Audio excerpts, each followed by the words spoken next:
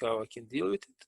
Okay, I will briefly introduce you. Dušan Romčević is the senior counsel for the Serbian Securities Commission.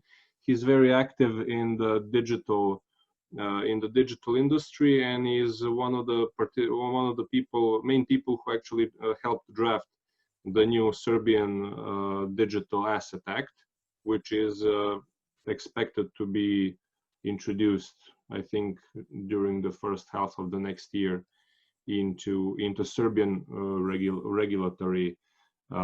Serbian regulations. So, Dušane, thank you for being here with us today. Dušan will also participate in the panel after this presentation. The panel will be in Serbian because it is mostly it's only valid for Serbian companies and citizens. So for the ease of sharing it, it will be in Serbian. So Dušan, thank you again for coming, and you have the floor, and I will mute myself now. Oh, thank you so much for inviting me. And before you fully mute yourself, if I may just ask, I hope that the video is fully shared right now. Yes, I see it. Oh, great. So the topic of this discussion I will have with you right now is this new Serbian Digital Assets Bill. The previous speaker told you some information about the bill. He was, as always, great at that. I hope that I will be able to add some value after such a speaker as Mr. Matanović is. Okay, so let me begin by introducing myself a bit more. I have been working as an inspector in the Serbian Securities Commission since 2018. I have been working also as a senior counsel at the SEC. That I have been upgraded to the senior counsel status in 2020. Before I joined the SEC, I worked as an associate at the law firm Getich Law for 2 years, and my first engagement, my first actual job was working as a consultant for PwC, and I spent 2.5 years at PricewaterhouseCoopers.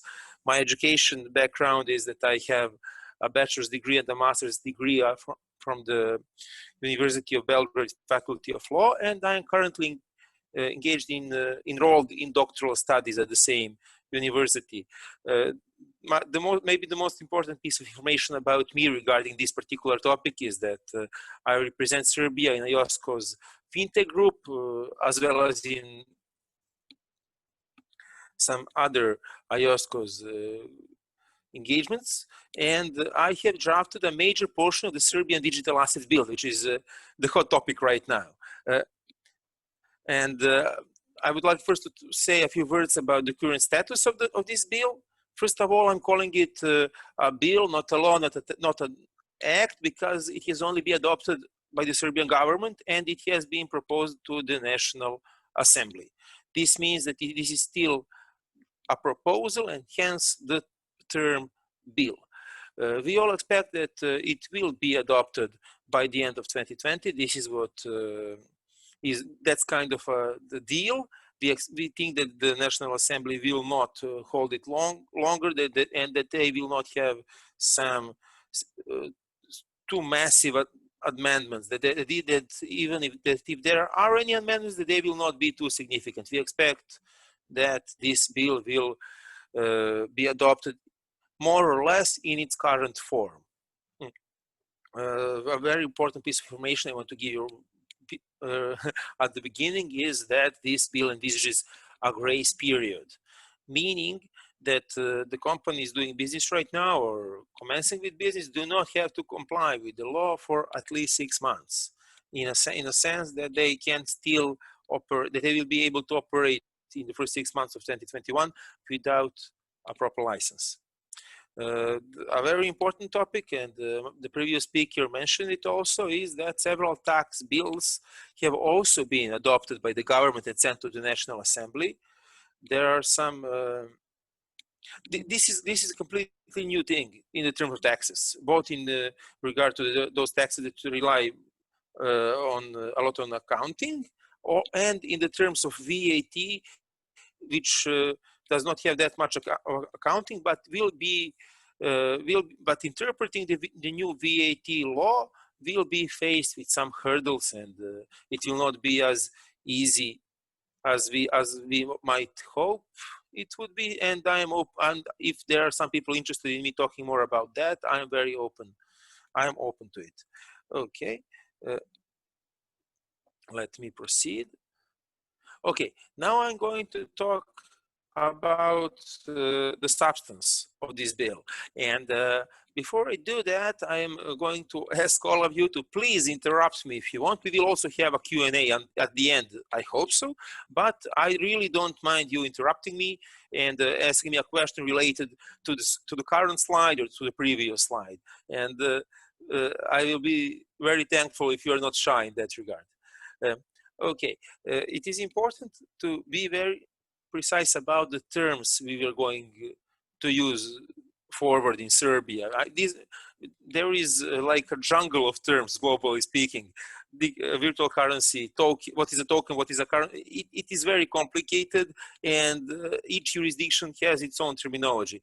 We have tried to rely on the terminology mostly used in Europe, in Germany, in France, used by the European regulators such as ESMA, and we have incorporated most of their terminology into the bill, which I think is a good approach, and I hope that these terms will prove comprehensible to all people interested in digital assets. So the main division of digital assets we have is a division to virtual currencies on one side and digital tokens on the other side.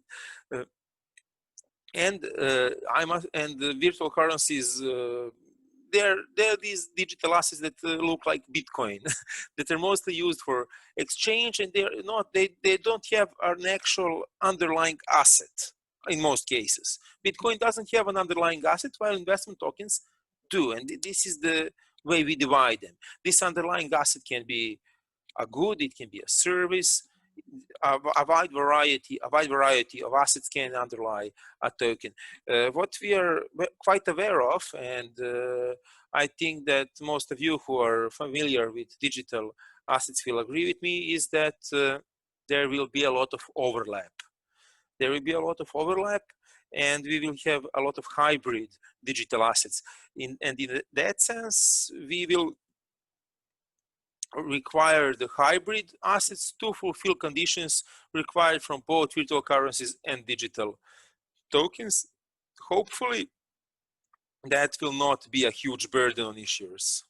Our goal is to make it easy for issuers when they are issuing a hybrid, not to make it too complicated. Okay, provider of services related to digital assets.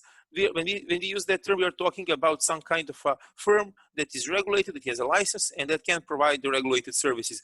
In some sense, it is similar to broker-dealer companies, investment firms, or maybe we could compare it to payment service providers.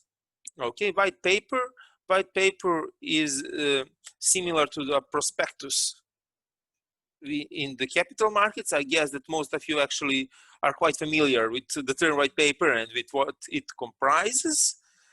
I will talk about white papers a bit more later. I just want to say right now that what the most important piece of information about white papers, at least in my opinion, is that they are not necessary in order to issue a digital asset. You can issue a digital asset without a white paper.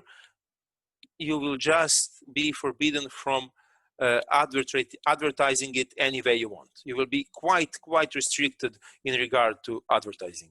Okay, and the OTC digital asset market, for those familiar with what OTC market is in the capital markets, I guess this term is familiar. It means that it refers to two people trading without an intermediary, such as a platform or something, and it means the same regarding digital assets. However, it will have a bit different role, because those transactions that are to be done not for the sole purpose of trying to earn money by selling digital assets, but if I want to exchange my digital assets for, let's say, a truck or some other piece of property, I will practically be doing that on the OTC market. without an intermediary. I transfer my, let's say, Bitcoins to the seller of the truck on the OTC market, and he transfers me ownership over the truck.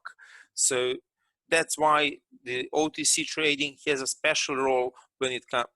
We expect it to have a special role when it comes to digital assets.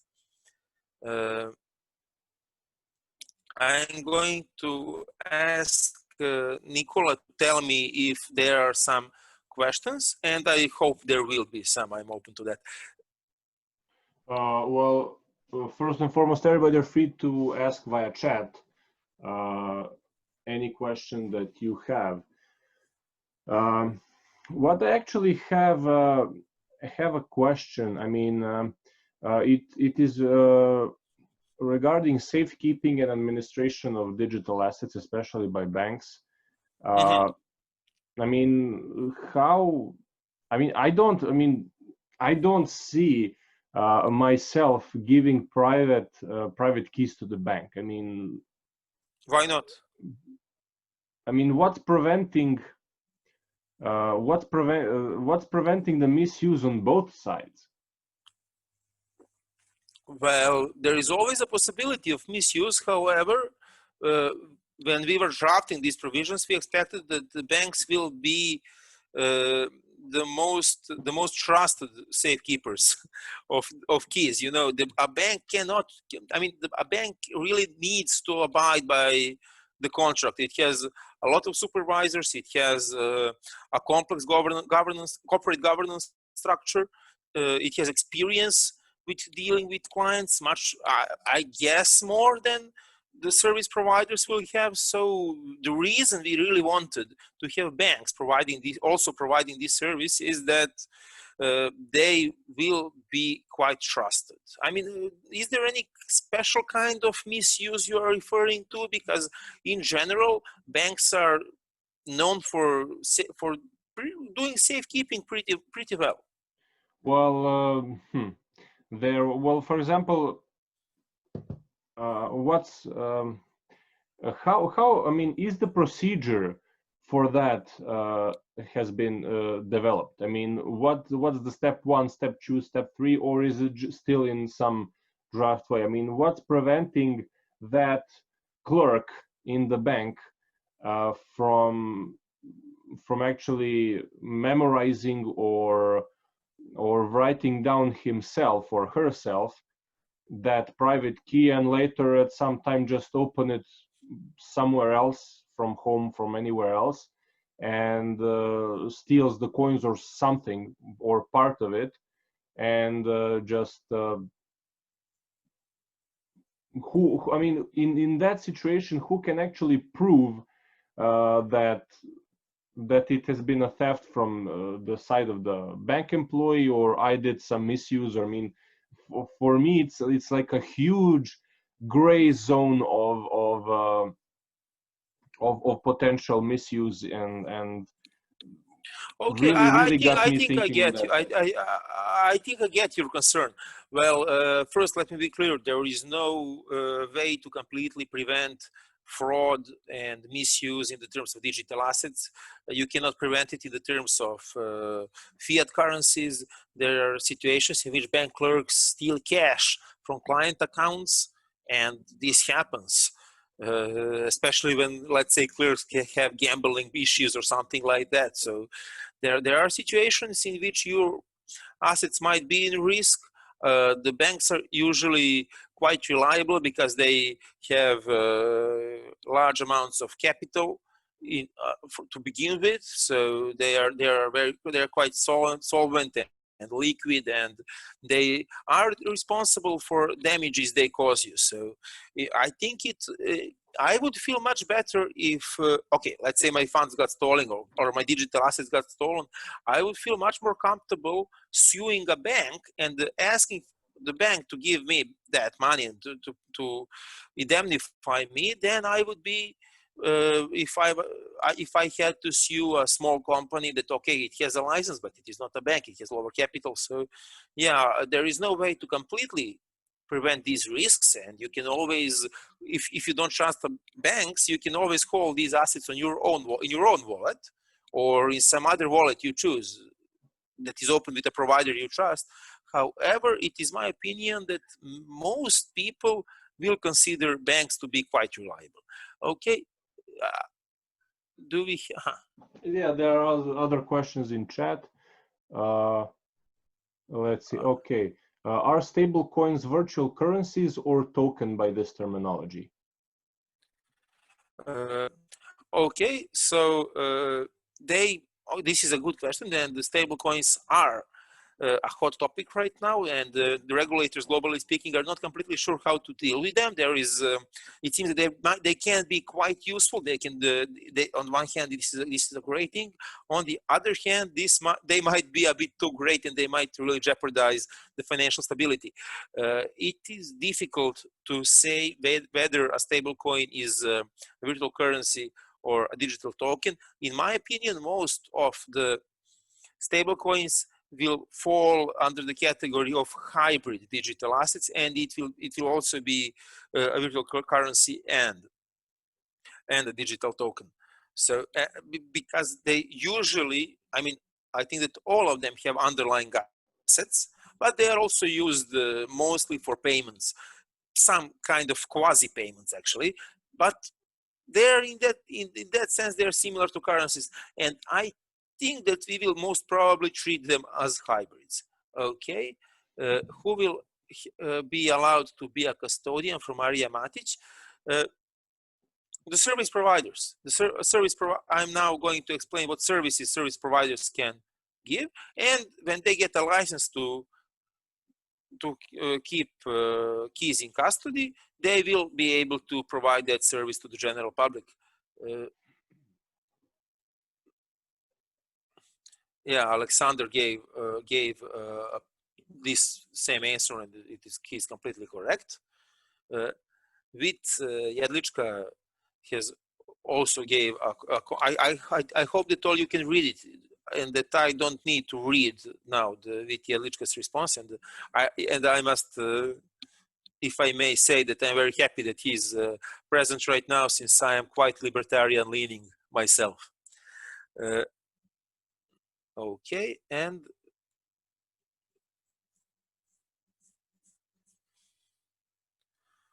Alex had a comment like banks won't be able to hold their crypto. As far as he understood, as far as I understood, the banks can only hold private keys, but not the coins or tokens. I mean, that's also how I understood.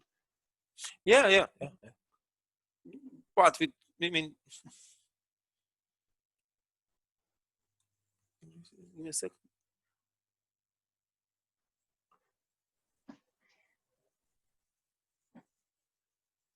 Yeah, we have an interesting discussion now in chat. I don't think that the recording will envelop the chat. Really? So I don't think it does. So I will just read out. So why retailers keep crypto from their end customers? Why can't retailers keep crypto from their end customers? And then Maria said, holding private keys is the same as holding coins. Yes, but it is virtually the same, but I think that regulators don't see it that way, because they're actually not opening the wallet, they're just holding to let's say username and password. I mean, it's like I mean, it's a tricky thing. For example, I'm not holding your money, but I'm holding your briefcase inside the safe, which is full of money. So yeah, I mean, it's weird. It's weird. How can I just? Do you see the chat? I see the chat, but it seems to me that am I muted, or can you hear me? No, I can hear you. I can hear you. Okay, great. I can see the chat. Let me just I think that your metaphor regarding a briefcase, from my perspective at least, is I think it's good, because okay, the banks only hold the keys, but there is risk related to holding keys. So in case they misuse the keys, you can get in trouble, and you can sue them then. Jedlička has I hope I'm pronouncing it right. I'm sorry if I'm not. He has an interesting question regarding use of crypto at a festival or something, of practical use of blockchain technologies and crypto in festival or something. I think this particular example would fall under one of the exceptions from the bill. I would have to double check it, but I think this would most surely fall under the exception of a limited network.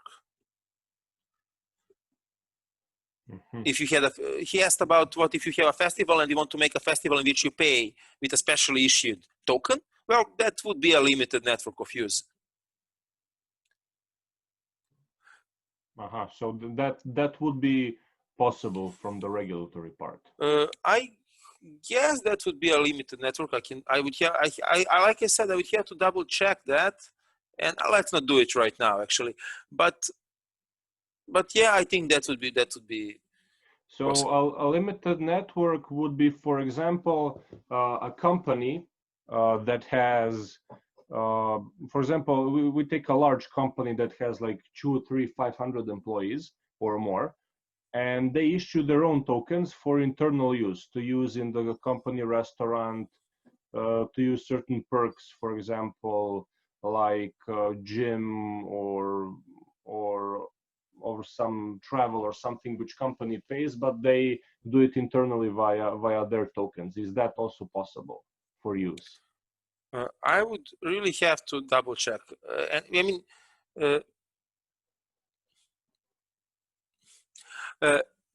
as per the law, I think that would fall under the limited network exemption. However, we only have one sentence in this regard, so a regulator has some leeway to allow something or not to allow something. I guess that, in my opinion, all of these examples you gave, and I just double checked it in the bill, would fall under the limited network example. So I think that we are fine in that regard, that we would not have any issues. And I want to thank Mr. Jedlička for a great question. Okay, do we have any more questions? Right now. Okay, Mr. Jedlička is asking right now about VAT, and I can comment briefly on VAT and then continue with the presentations. Okay. Regarding pure virtual currencies such as Bitcoin, they're clearly excluded. They're clearly excluded from VAT system. When it comes to tokens, to digital tokens, any kind, they are not mentioned in the VAT statutes. In VAT statutes, however, it is expected that VAT will be applied only if the underlying asset is subject to VAT. Practically speaking, the tax administration had this kind of fear, which is and I think that they are right to be afraid in that regard, that someone will just tokenize regular goods and try to use a VAT exemption in order to avoid VAT. So they want to have some kind of a way in which they can stop this kind of tax avoidance. I don't think that would happen too often, but it surely can happen, and that's why they didn't put a blanket exclusion from the law in regard to tokens. Okay, Maria has a nice question regarding retail. Regarding the examples we just had, that concern the limited network exemption, the bill would not apply at all. So also the hurdles regarding payment in retail would not apply if we can apply the limited network exemption. Since there are several questions regarding this payment in retail, if you want later, I can elaborate more on it. Okay, now now I'm going back to services, and of course, if you want, in case of Bitcoin, there is no limited usage. Yeah, that's right. If someone would want to use Bitcoin for payment in retail, he would not be able to apply the limited network exemption. However, if a festival would issue their own digital tokens for payment, in that case, you would be able to use this exemption. Okay, I think that settles.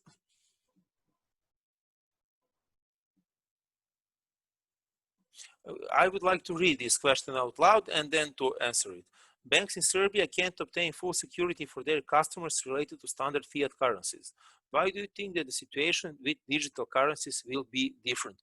Well, there are always problems with banks, with some, but however, from my experience, and I used to work as a consultant at PwC, I used to work as a corporate lawyer, we never had that kind of an issue with a bank, that they lose our money or that they they make some unauthorized withdrawals. We had no issues of that kind. We had some other issues, but none of that kind.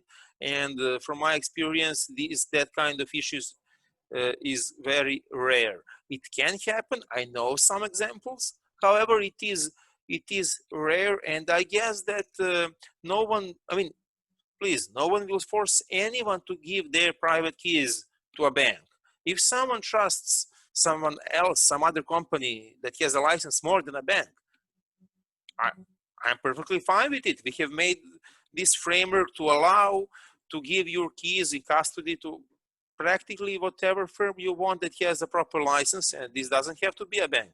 It will be your choice. I guess that financial institutions are like some kind of investment funds or something will prefer to use banks for custody. I guess that they will almost exclusively use banks regarding custody, and private persons, private companies, natural persons can choose whatever service provider they want, be it a bank, be it just a service provider that is licensed under this bill. Okay, now I think you should continue with the presentation because it will answer certain questions by itself. Okay, I agree. So the provision of certain services that are connected to digital assets, related to digital assets, is, of course, I mean, we are adopting a regulatory framework, is now regulated, and we have enumerated these services. And when you apply for a license, you apply for a certain number of services. You can apply for all of them, you can apply for only some of them, and you are getting a license in regard to just these services you have applied for. So the most basic services, of course, are what we usually call exchange services. So you give me Bitcoin, I give you fiat currencies, or you give me Bitcoin, I give you Ethereum, or something like that. And these are the most basic services. Also, one of the, let's say, basic services is receive, transfer, and execution of orders. This is practically a situation in which I go to a service provider. I say, I want for you to put a purchase order for that and that digital token on that exchange, and service provider simply does what I told him to do and he does it on my account, for my account. Okay, now then we have a bit more complex services, such as the safekeeping administration of digital assets, which we have already talked about. We have also services related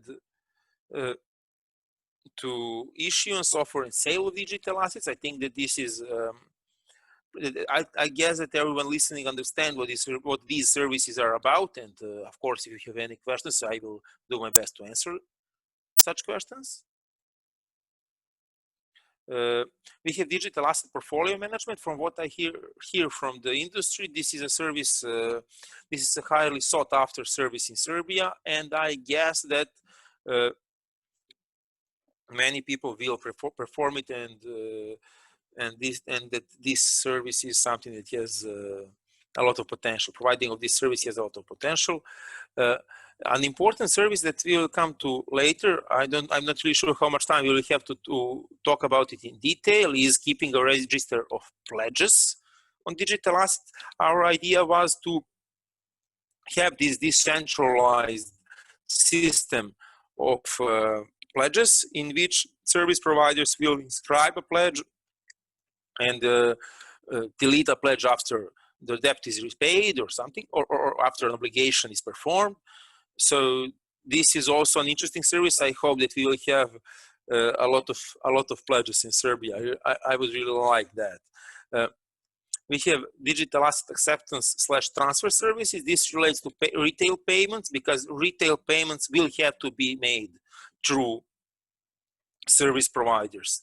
I will give my, let's say, Bitcoins to a service provider, and then the service provider will transfer dinars to the retail seller. So from my perspective, I will probably just use a QR code at some store or supermarket. I will pay to service provider in Bitcoin, and the retail seller, this supermarket, will get dinars. I hope, of course, if you have any questions in this regard, also please ask.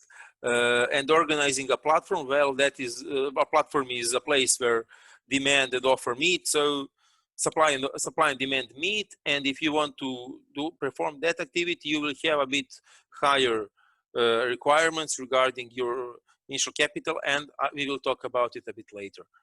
Okay, crowdfunding. This topic is extremely interesting to me, because I do work at the Securities Commission. We deal with investments, and this is kind of what we are mostly interested in. Crowdfunding in Serbia is grossly underdeveloped, and we hope that allowing some of these new options will bring us a lot of new crowdfunding platforms and organizations that deal with it, companies that organize crowdfunding. Maybe the most interesting part of this bill is, and we are exceptional in Europe in this regard, we are going to allow issuance of most financial instruments, including bonds, on blockchain, circumventing the Capital Markets Act. This you won't see this in any EU member state, not in this simple manner. So we hope that this will be used a lot. There are some requirements for this. You cannot do it. You cannot issue more than 3 million worth of bonds in a year, and there are some other requirements. And if there are questions in this regard, we will talk about it. But we cannot really. I won't get into the details of these requirements. But if you at some point think about making this business model and issuing bonds on a blockchain in Serbia, which I highly recommend, because I think this is a great opportunity, please do check the proper requirements. Okay, jurisdictional issues. This thing is a bit. This thing is a bit more. This is a complicated part of the bill, and it is a bit too complicated for my taste. But it is how it is. The jurisdiction is shared between the Serbian Securities Commission and the National Bank of Serbia. That does provide a higher level of protection for the users, for customers, and that is what we were aiming at. It will be a bit more complicated for the service providers. However, we are in agreement with the National Bank of Serbia, and we are highly motivated to make this system function as smoothly as possible. We have support from the Prime Minister's office in this regard. They are really there for us, and we are trying to make a system that will be as easy to use as possible. I would like to go back to these two questions that Dragan and Marija Matic asked. Dragan asked, if I understand, trade with crypto assets is allowed, but FX is not.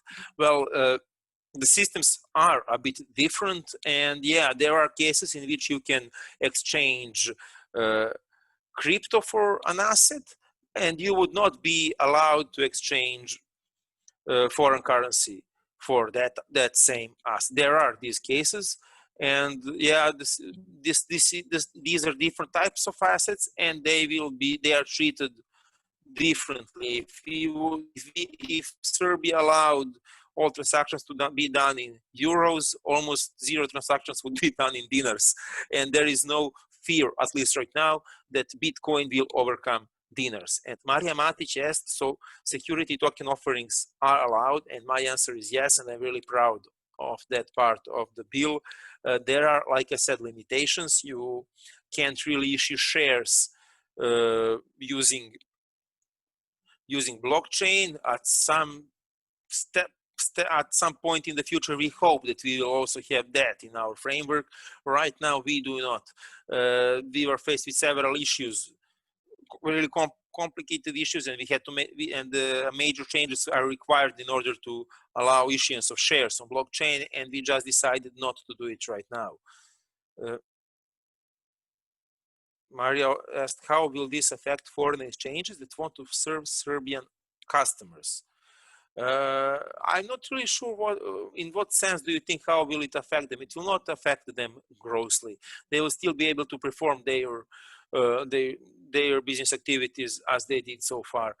Related to Dragan's questions, well, again, it will not grossly affect them. They are not affected by this bill. This bill does not regulate foreign currencies. They will still need to abide by the same regulations they did so far. Okay, let me move forward from jurisdictional issues. Yeah, issuing digital assets.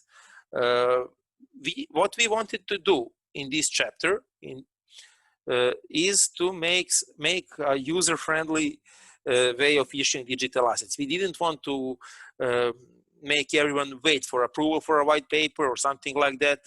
In many cases, you don't really need a white paper. You know who is your future customer, or you don't want to advertise the issuance. In these cases, you don't need a white paper. You only need a white paper if you want to advertise your issuance, and at the same time, you do not fall under one of the exemptions mentioned in this slide.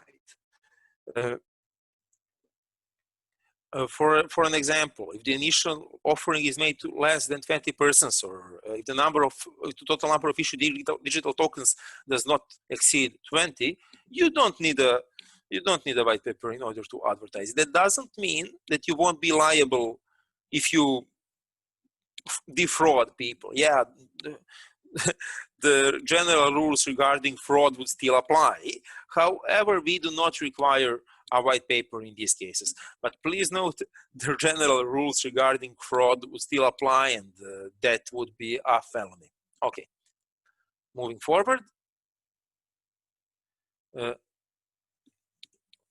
The bill, of course, provides for the elements a white paper must comprise, and this is the general information that is usually found in the white papers. We have just enumerated it. It relates to information on the issuer, information on the digital assets, information on the technology you're using, on the project you are doing, terms and conditions, all of these important but usual elements. We were not creative too much in this area, and I'm happy we were not. Okay, we have a new question. Do ICO buyers need to be licensed professional investors? No, they do not. We do not have a category of licensed professional investors in here.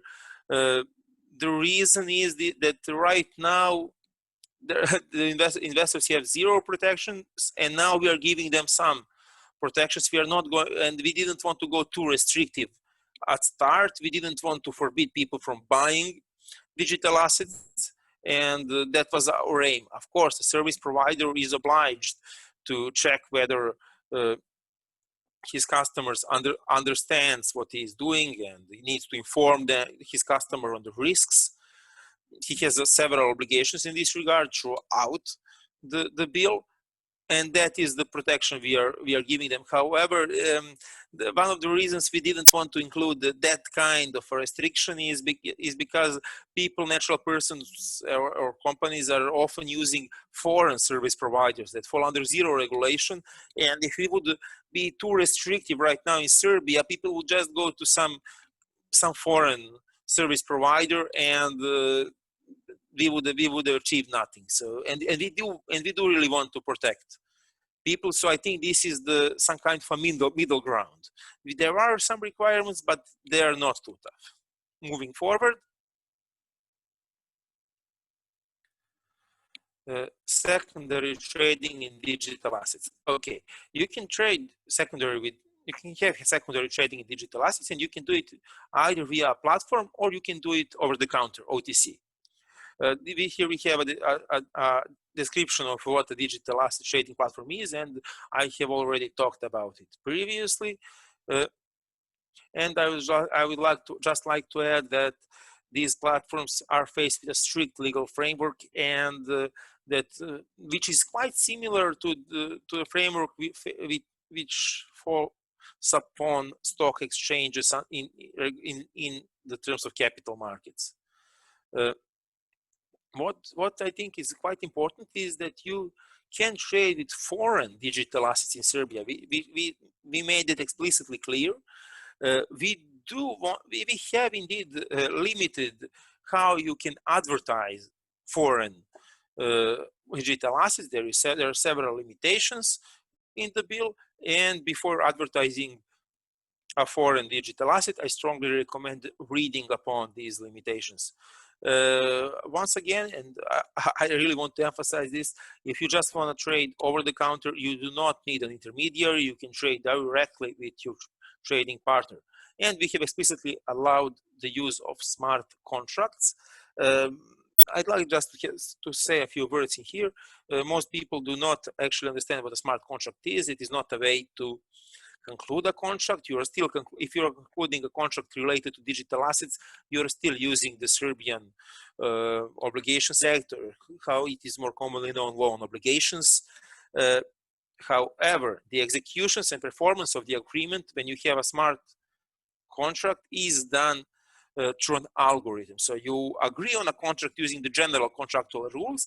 However, it operates mechanically. After you conclude it, at least in a part, operates, let's say, mechanically, and will be performed in line with the stipulated algorithm. But you need to stipulate the algorithm using the general contractual rules. Okay, moving forward, market abuses. This is an important topic. There have been many frauds in the crypto area. People are afraid. We are now expanding the framework for combating fraud in regard to digital assets.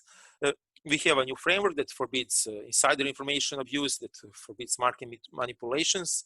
All schemes that are covered in the terms of capital markets are covered now in the terms of digital assets, and I really hope that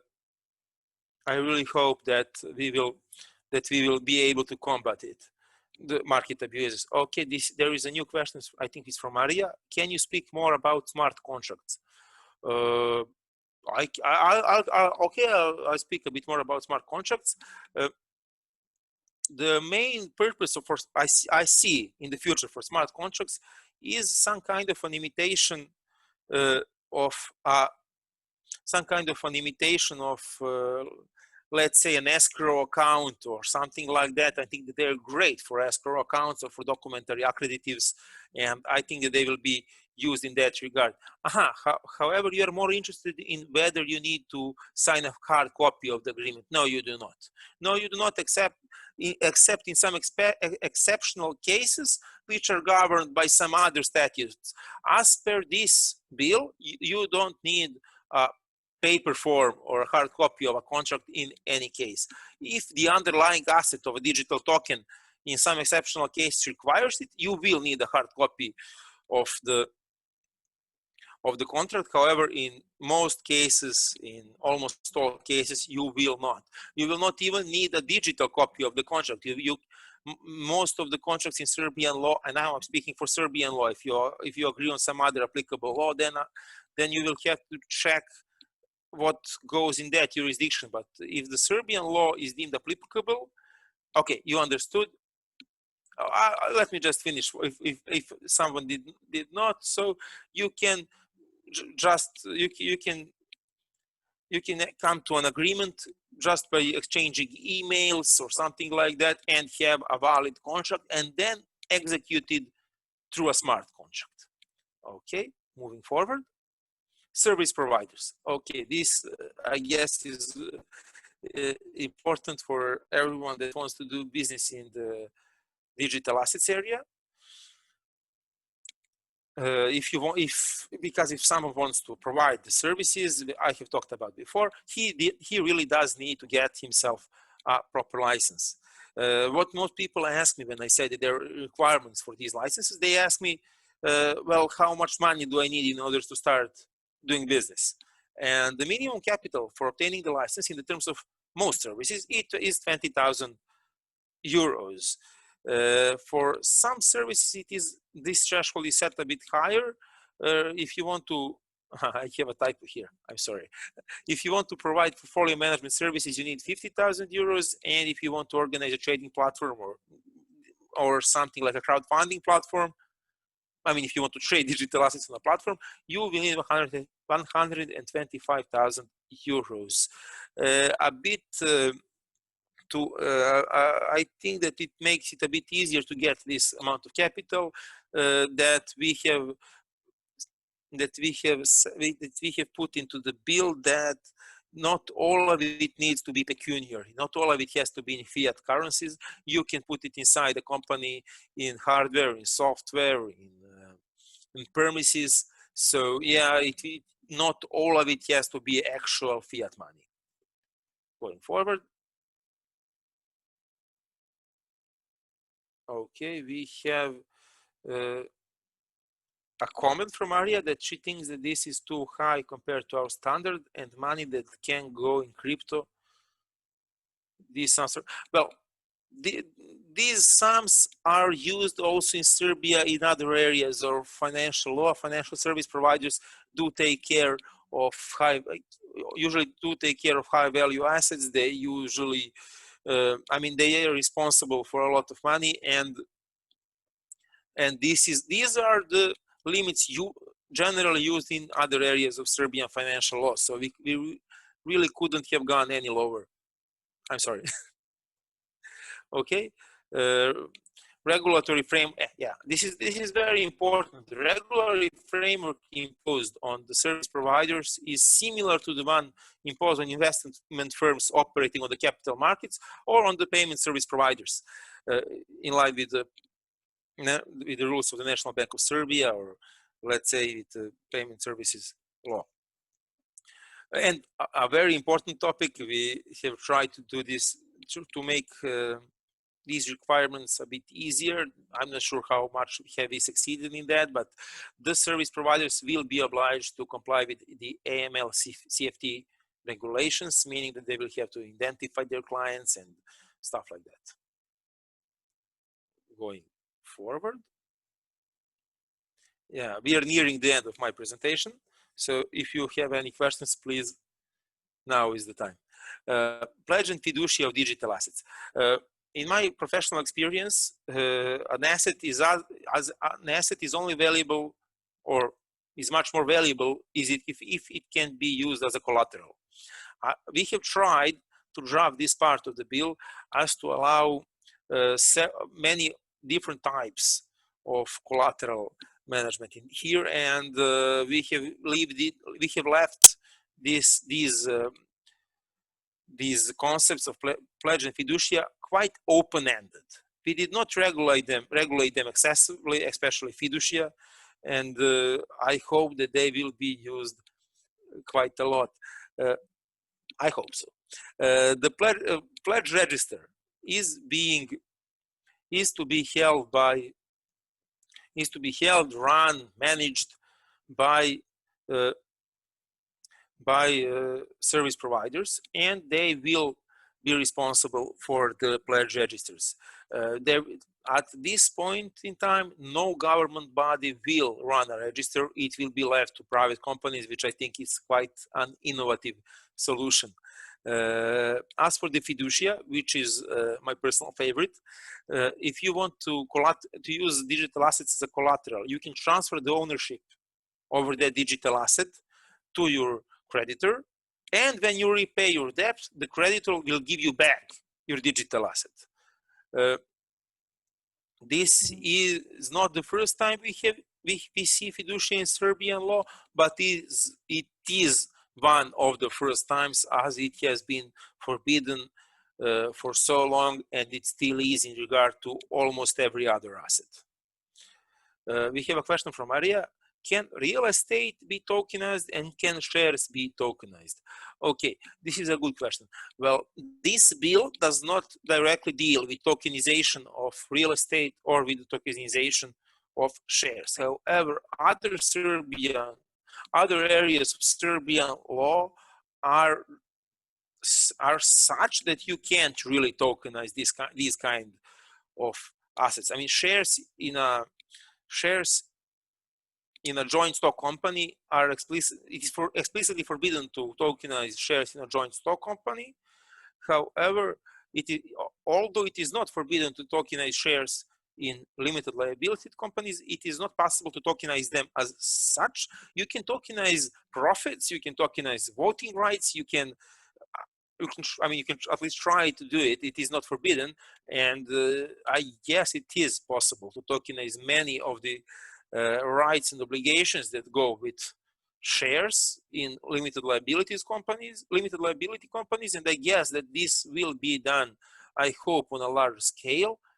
However, I don't think it will be possible to tokenize real estate anytime soon.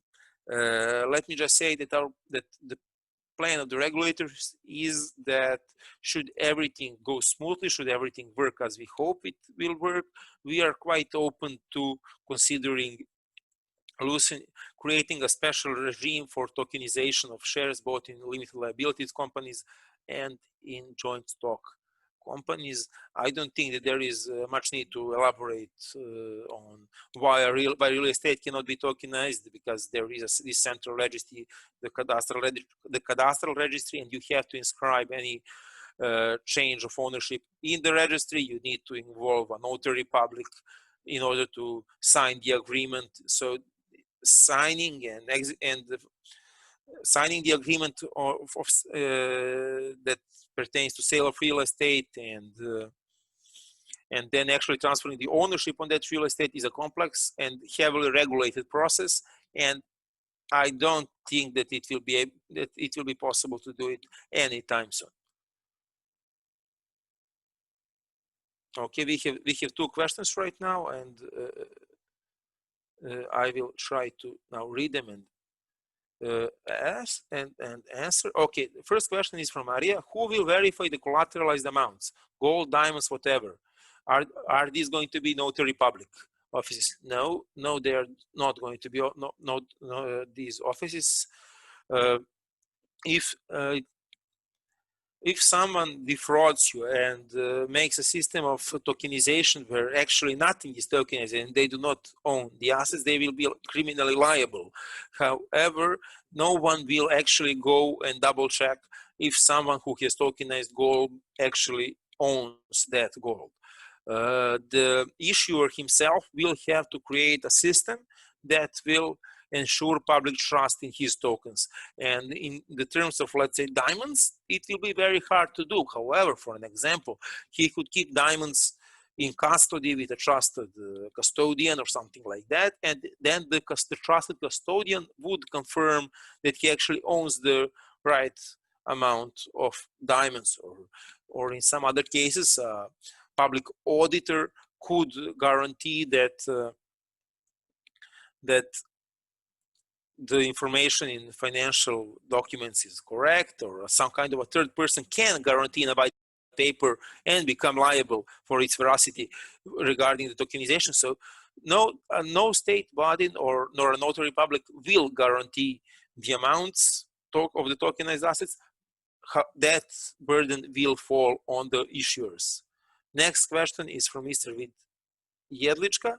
Just for clarity, what do I have to do practically to open a stand with exchange on street in Serbia that will not only exchange dinars to euros, but also dinars for bitcoins? How differently do I have to choose customer coming with bitcoins and euros when exchanging to dinars? Well, first of all, you will need a service provider's license. And how differently do you have to treat a customer? Well, I think there are some differences in regard to AML rules. However, I would not elaborate much further on that right now. If you want, we can talk about it later. Maria says that someone needs to act as a bridge between digital and real world and verify. Yeah, well, we have left this open-ended. We have not prescribed for a mandatory procedure for verification, as we think that that would be an undue burden.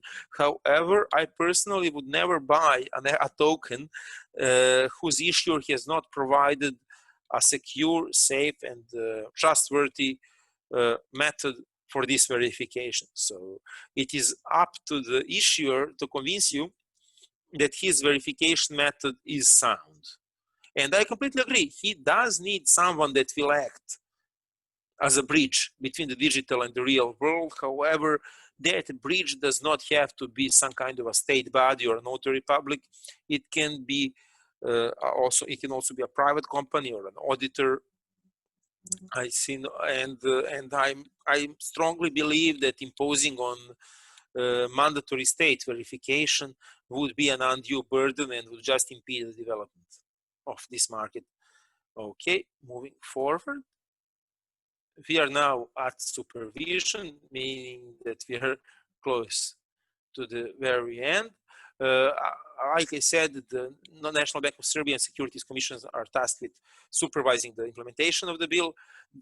They have been granted with wide investigatory powers and they can issue administrative fines going up to 10% of total annual income, which can be increased in some cases. And abuse of insider information and market manipulations in connection with digital assets are now going to be felonies and will be punishable with prison time, with maximum sentences going up to 5 and 8 years respectively. And I want to thank you for your time, for your questions. This has been my first participation in a conference via a Zoom call, so I hope there were not too many glitches and that you could understand what I'm saying and everything. So thank you very much. I am now open to questions, and if